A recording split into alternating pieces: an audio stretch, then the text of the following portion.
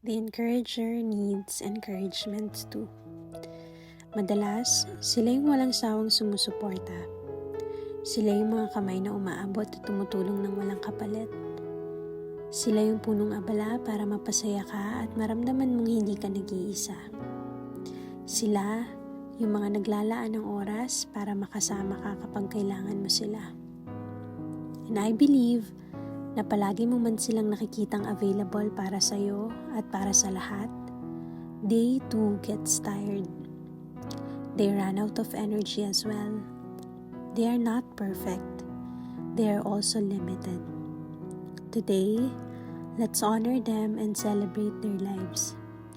To the planner, to the motivator, to the home friend, to the parents, to the encourager.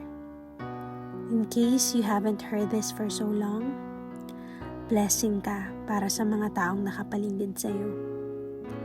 We appreciate you and what you do. You are seen. Salamat at merong ikaw sa buhay namin. With love and prayers, Noel.